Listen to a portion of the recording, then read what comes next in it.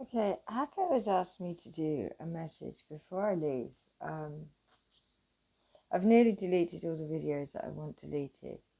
Well, no, I've nearly saved all the videos I want saving so that I can just delete them all at once in a couple of days.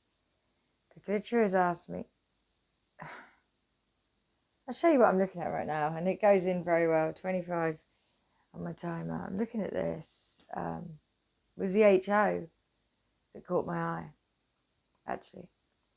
So it goes in very nicely. Maybe you are, maybe you are part to do with the Home Office or something like that. Because she wants me to tell everybody the truth. So here's the truth.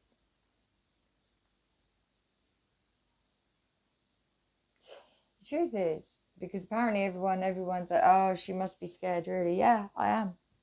I'm very scared. Fear is only an illusion, and I know that. But I was still very scared. I'm absolutely petrified. Petrified for you, petrified for families, petrified for me, petrified for my family, petrified for the world, petrified for their families. Every day. Very scared, especially with my trip, because it's not a false thing. People do stupid things, especially when people like me are prepared to talk about them.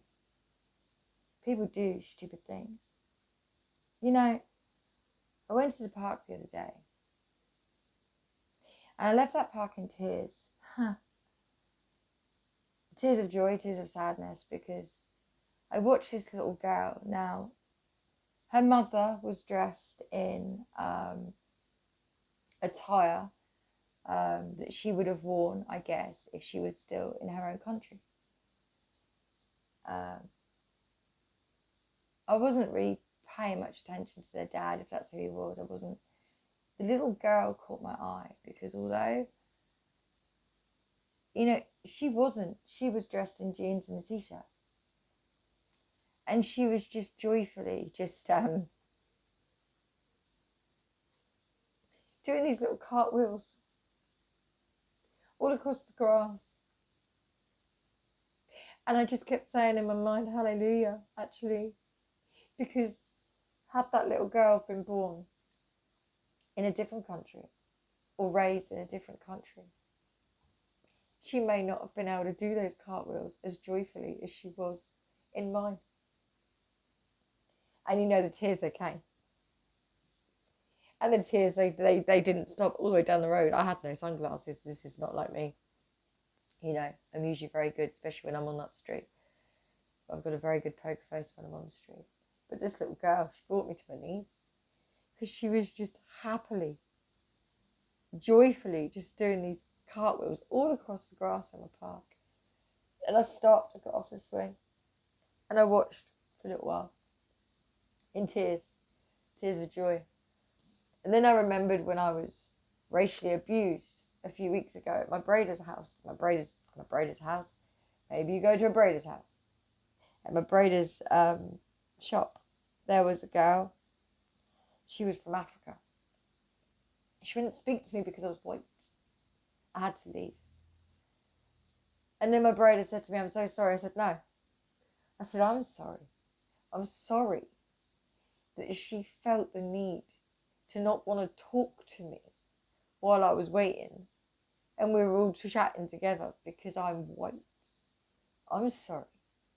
I'm sorry that people in this world, the white people in this world, have made it so very difficult for people with different coloured skin to even trust that it's okay to have a friendly sort of blasé in passing conversation, because we're all in the same braiders and we're all there for the same reason, which is just get our hair braided, right?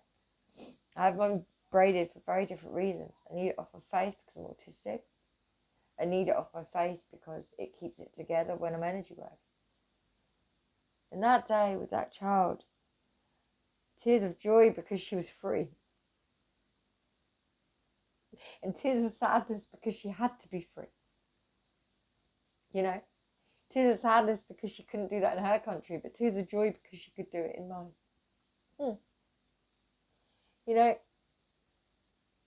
literally wants me to tell you, whoever you are, yes, I am absolutely petrified because I knew what was going to happen at the last festival.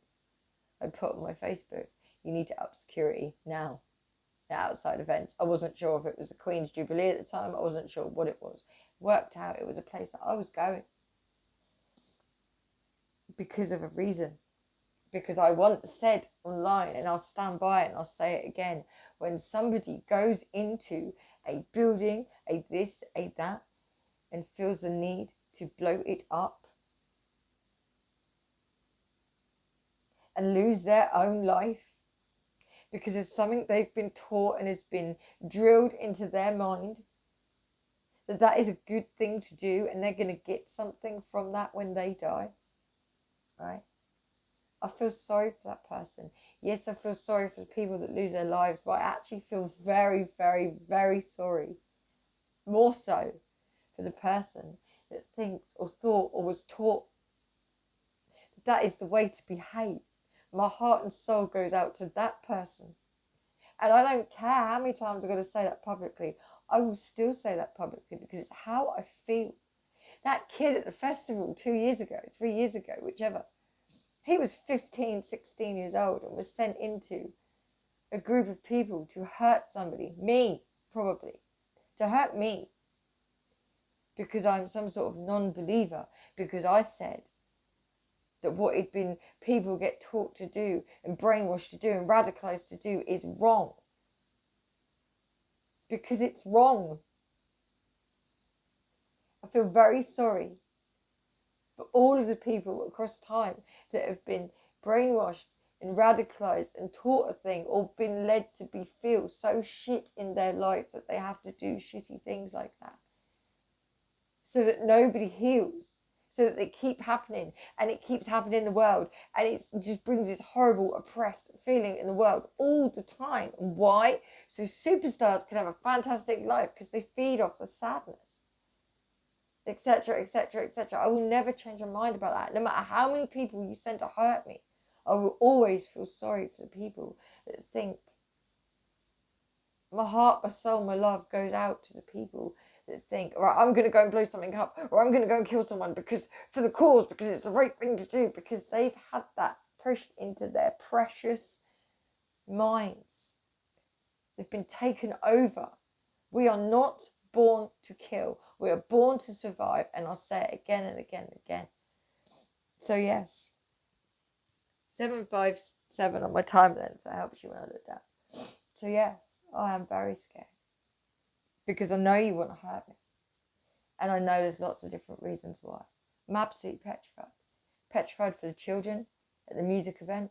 Petrified for me, my family, your family, their families. Petrified for everyone. The staff, the security, the singers, the planes that have to bring them, the helicopters.